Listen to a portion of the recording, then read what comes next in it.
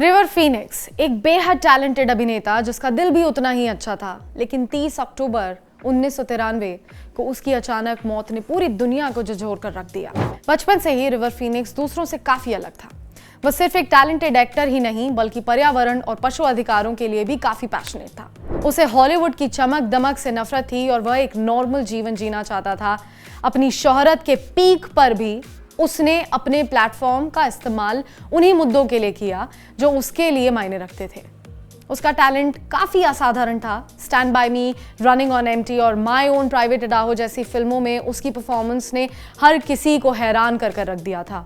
उसकी उम्र से कहीं अधिक परिपक्वता उसके अभिनय में दिखती थी। डायरेक्टर और उसके जितने भी को स्टार्स थे उसके नेचुरल टैलेंट के काफी कायल थे। आज के कुछ बड़े सितारे जैसे लियोनार्डो डिकैप्रियो और टिमोथी शालामे से उसकी तुलना आज भी की जाती है, लेकिन रिवर फीनिक्स की जिंदगी उतनी फैबुलस और ग्लॉसी नहीं थी जितनी वो बाहर से दिखाई देती थी। वह एक हिपी परिवार में पला बड़ा जहां बचपन उसके लिए असाधारण था। उसके माता पिता एक विवादित धार्मिक समूह से भी जुड़ गए थे और बाद में रिवर ने अपने संघर्षों के बारे में खुलकर बात भी की। परिवार की जिम्मेदारियां उनके ऊपर काफी कम उम्र से आ गई थी और वह काम करने के लिए अपने घर से बाहर निकल गए, घर अपना संभालने भी लग गए। सेट पर उसकी प्रोफेशनलिज्म और दरियादिली की खूब तारीफ की जाती थी, लेकिन अंदर ही अंदर वो इमोशनली काफी परेशान था। कई लोग मानते हैं कि उसे शोहरत से मिलने वाली वो जो लाइमलाइट थी ना, उसकी जिंदगी में वो अंधेरा ला चुकी थी। उसने इस तनाव से उभरने के लिए एक म्यूजिक का सहारा भी लिया और एलेकाज एटिक नाम के एक बैंड को बनाया, लेकिन हॉलीवुड के दबाव में उसकी पर्सनल प्रॉब्लम्स ने ही उसे कमजोर कर दिया था। 30 अक्टूबर 1993 की रात वो लॉस एंजलिस के वाइपर रूम नाइट क्लब गया, जो पार्टली जॉनी डेप के ओनरशिप में आता है। उसके साथ उसकी गर्लफ्रेंड समांथा मैटिस और भाई बहन हुआकिन और रेन फीनिक्स भी थे। मैटिस को उस रात एक अजीब सा डर महसूस हुआ। उसे लग रहा था कि कुछ गलत होने वाला है। रिपोर्ट्स के मुताबिक फीनिक्स उस रात क्लब में एक परफॉर्मेंस के लिए काफी दबाव महसूस कर रहा था। कुछ ही घंटों बाद वह क्लब के बाहर गिरा पड़ा हुआ पाया गया और उनकी मौत का कारण जो है वो ड्रग ओवरडोज बताया गया।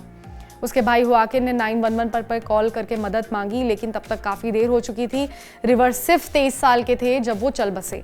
फीनिक्स हमेशा अपनी लत को छुपाते रहते थे क्योंकि उसे ये डर सताता था कि अगर लोगों को उसकी लत का पता चल जाएगा तो उसका करियर पूरी तरीके से खत्म हो जाएगा।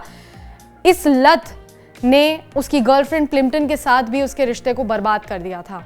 अपनी जिंदगी के आखिरी साल 1993 में वह अपनी film the thing called love की को स्टार समांथा मैटिस को डेट कर रहे थे। मैटिस ही उस रात उनके साथ भी थी जब उनकी मौत हुई, लेकिन रिवर फीनिक्स को सिर्फ उसकी दुखद मौत के लिए नहीं जाना जाता बल्कि उसकी कला और सामाजिक कार्यों के लिए भी उसे याद किया जाता है।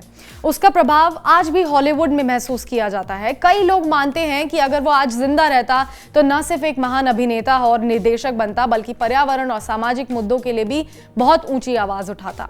हालांकि उसकी जिंदगी छोटी रही, लेकिन उसका असर अमर है। वह जुनून, प्रतिभा और सच्चाई का प्रतीक बना हुआ है, एक ऐसी इंडस्ट्री में जो कभी कभी भूल जाती है कि जीवन के असली मायने आखिर क्या होते हैं।